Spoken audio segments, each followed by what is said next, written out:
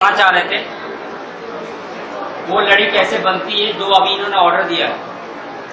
इसको बनाने के लिए सिर्फ 500 रुपये का इंस्ट्रूमेंट चाहिए, सिर्फ 500 का इंस्ट्रूमेंट चाहिए, इससे ज़्यादा का इंस्ट्रूमेंट नहीं चाहिए। सर हाँ, कोरोना से पहले सर एक आइडिया था मेरे दिमाग में स्टार्टअप में का, जैसे आजकल पेमेंट और ये सब थोड़ा फास्ट पेमेंट वगैरह है, तो ये बहुत लार्ज पैकेजेस में प्रोवाइड और लोकल एरिया में जैसे बसेस वगैरह बुक होती है, कहीं किसी को दर्शन के लिए जाना है, कहीं के साथ ट्रिप पे जाना है, तो उसके लिए छोटे स्केल पे है। तो एक डिसाइड किया था मैंने कि छोटे जो ट्रिप वाले हैं, जो बसेस वाले हैं, जो 1000-2000 लेके ट्रिप करवाते हैं एक दिन 2 दिन की, इसको एक बड़े स्केल पे लेके जाना, ऑनलाइन प्लेटफॉर्म से मैनेज करना और कम पैसे में, मतलब अगर इतने सारे लोग जाते हैं तो ऑब्वियसली ट्रिप का जो खर्चा होगा हो जाएगा।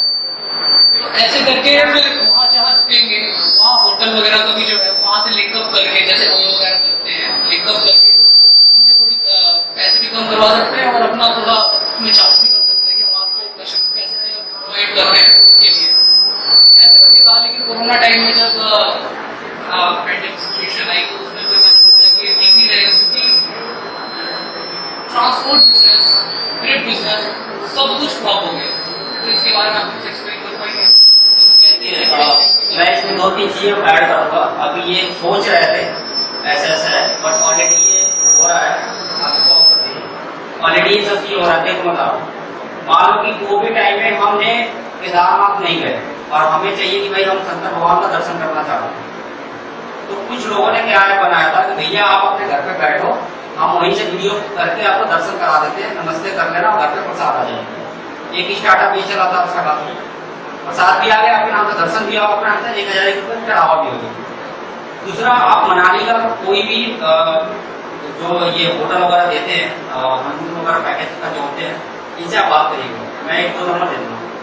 ये लोग क्या करते हैं, जैसे मैं बोलूँ कि भाई उनको 3 डेज का विजिट स्टे है, तो वो लोग क्या करते हैं 3 डेज का मान लो 13,000 रुपये का पैकेज उन्होंने भेज दिया। अब उनके पास कैसे सेटिंग होती है, आपको अक्षरधाम से बस वाला पिक करेगा सामने, वहां जैसे उतरते हुए आपको कार वाला आ जाएगा आपके पास, बस स्टेशन में रिसीव करने 3 दिन रहेगा, कार वाला आपके साथ रहेगा। उसके बाद एक लिस्ट मिलेगी कहाँ आप विजिट करना चाहते हैं सर, वो पूरी लिस्ट को विजिट भी कराएगा उतना ही पैसे में, खाना भी देगा, सब कुछ देगा। हाँ, एक्स्ट्रा कोई चीज परचेज कर रहे हैं या पहला ग्रांट कुछ भी ऐसा कर रहे हैं, वो पैसा आपको एडिशनल देना पड़ेगा। बाकी सब कुछ करके फिर अगले दिन आपको यहाँ ड्रॉप कर देगा और किसी थर्ड पार्टी से नहीं मिला, ना बस वाले का झंझट, ना होटल का झंझट, ना कैब का झंझट, ना किस लोकेशन को कब जाना, कहाँ जाना, उसका कोई झंझट नहीं। तो लिस्ट मेन्यू बना के डे 1 ये डे 2 डे लंच पे करेंगे, डिनर पे करेंगे, सब कुछ अरेंज है 13,000 रुपये और 13,000 अगले दिन आप काम पे आप होंगे। अगले दिन जब आप सब कुछ संतुष्ट हो गए, घूम लीजिए, सब कुछ मैनेज हो गया, तो शाम के टाइम जब आप वहां से आ रहे हैं वापस, तब आपको पैसा देंगे। पहले कोई पैसा नहीं, उसके बाद पैसा देंगे। बीच में मान आपको दिक्कत आई ये है तो आप उससे झगड़ा कर सकते हैं। ये अभी भी कॉन्सेप्ट चल रही है। 2 दिन हमारे सिस्टर वगैरह वो करती है, बहुत अच्छा करती है, स्टार्टअप है उनका, 7-8 साल से बढ़िया काम कर रही है, तो उनका एक सिस्टम समझिए। और अभी फिलहाल आप यहाँ वहां जाके आप अभी JNIT के सामने 200 ऑटो वाले इकट्ठा हो गए, इनका एक सिस्टम बनाएंगे। ठीक है, कोई ऑटो वाला 50 मांगता है, कोई 60 मांगता है, कोई 200 मांग लेता है। हम बाहर से एडमिशन लेने आए तो हमको 200 रुपये चार्ज करते हैं, हम लोकल के आए तो 10 रुपये मांग लेते हैं। जगह मान लो 25 रुपये कर दिए, 50 रुपये कर दिए, कभी 20 रुपये में, कभी शेयर में देना। इनके लिए कुछ सिस्टम सोचिए, उनको भी फायदा, क्योंकि देखो कोविड पूरे दिन भर में ये सोचता 1000 रुपये मुझे चाहिए, 300 रुपये की CNG, 700 रुपये मेरे, 200 रुपये और ऑटो का EMI है, तो ये कैलकुलेट कर लेता है। मैंने ऑटो वाले से बात बहुत किया तो मुझे पता था तो 1000 से कम मिलेगा तो बहुत तकलीफ होती है, इसलिए वो चार्ज करते हैं लाइन लगा। इनके लिए सिस्टम बनाएंगे, उनको भी फायदा हो और जितने स्टूडेंट्स हो इनके जेब से ज्यादा ना खर्च हो, जेब से ज्यादा ना खर्च हो, इनको टेंशन ना हो, पता चले इनका पैसा नहीं पैदा लिया होता है, स्टूडेंट लाइफ मोस्टली 90% होता है। तो इनके लिए आप यही सिस्टम बनाइए, इनसे बात करिए, इनका प्रॉब्लम देखिए। अगर ये ट्रांसपोर्ट सिस्टम परिचम, जगतपाल, डूंगरपुर, ये सब एरिया का अगर आपका नॉलेज में आपका ऑटो सिस्टम 20 ऑटो सिस्टम आपका सिस्टम बन गया, तो आई थिंक आप बड़े लेवल पर काम कर सकते हैं। ताकि आप छोटे लेवल पर कहिए एटलीस्ट यहाँ के बच्चों को कोई फायदा हो। सर मैं ये पूछना था, मुझे नॉलेज चाहिए कि कॉस्ट मैनेजमेंट कैसे करें। अगर आप मानिए कोई फैमिली है तो 2 दिन के लिए हरिद्वार की ट्रिप पे जानी, तो पर बंडल 3000 कैसे चार्ज कर सकते हैं? ये ज्यादा ही हो गया। मतलब जब वो स्टे नहीं दे रहे, कुछ फूड नहीं दे रहे। लेकिन कॉस्ट का मैनेजमेंट कैसे होता है इसमें आपको बताता हूँ। अगर मैं आपको मनाली अगर आप फेब्रुअरी मंथ जनवरी और फरवरी मंथ में जाएंगे कॉस्ट 80% नीचे रहता है। जून जुलाई में जाएंगे 80% बढ़ जाता है। मतलब 13,000 का पैकेज 26,000 मिलेगा, सीधे डबल ट्रिपल। क्राउड और डेंसिटी के हिसाब से कॉस्ट चेंज होती है। और रेड बस का चेक करिएगा, अगर ऑनलाइन रेड बस में बुक करते हैं तो अगर मैं मॉर्निंग टाइम में बुक करूंगा तो वही सीट दिखाएगा 12,000 का। अगर मुझे गोरखपुर जाना है 1200 रुपये दिखाएगा, सॉरी 1200 रुपये स्लीपर का। अब वही अगर 5 बजे बुक करते हैं तो सीधे दिखा देगा 900 रुपये 800 रुपये। रीजन क्या? सुबह के टाइम ज्यादा लोग सर्च करते हैं, चेक करते हैं, अब वो सोचते हैं चलो अच्छा ये रेट है। और शाम टाइम जब देखते हैं रेड बस वाले की इस बस में 40 सीट खाली है और खाली रह जाएगी, उसको जल्दी से उठाओ, सेम ऐसी फ्लाइट में होता है तो कौन रिड्यूस कर देते हैं। ये आपको इंटेंसिटी मतलब आपको ये चेक करना पड़ेगा कि कौन सी गाड़ी किस सीजन में किस लोकेशन पर जा रही है और उस लोकेशन की क्या वैल्यू है। जैसे हरिद्वार में आप ऐसे टाइम में जहाँ फेस्टिवल टाइम हो रहा है वो डेफिनेटली बढ़ा देंगे, वो होटल का बढ़ाएंगे, सब कुछ बढ़ा देंगे। तो ये सब मैनेज करना पड़ेगा सिस्टम के हिसाब से, वो आपको ऑफर देना पड़ेगा। और पहले से ही आपको होटल वालों से बात कर रखनी पड़ेगी, भाई चाहे आपका जून हो या जनवरी का महीना हो, गर्मी का हो या ठंडी का, हमको आपको सेम ही रेट चाहिए। तो ये आपको सेटिंग बना करनी पड़ेगी। जैसे आपको उसका ओयो का रितेश अग्रवाल को टीका को जाया होटल में रहा है, बात किया है, कई दिन तक रहा है, देखा है, बात किया, कन्वेंस किया है, बैनर पोस्टर सफाई करवाया, वहाँ पर टॉयलेट अच्छा नहीं था तो वो सब करवा के उसको होटल वाला दे दिया, तब होटल वाला को टिकट दिया जाए। ऐसा आपको शुरू में स्टार्टअप करना होता है। आप यहाँ पीजी वालों को बना लो, जो पीजी में लड़के रह रहे हैं, कई जगह 9,000 का, कई जगह 8,000 का, आपको पड़े 10,000 का, 12,500 का।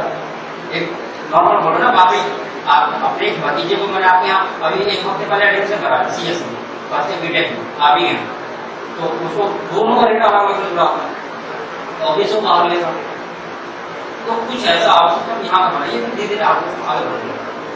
ठीक है, थैंक यू। और कुछ किसी को? हाँ,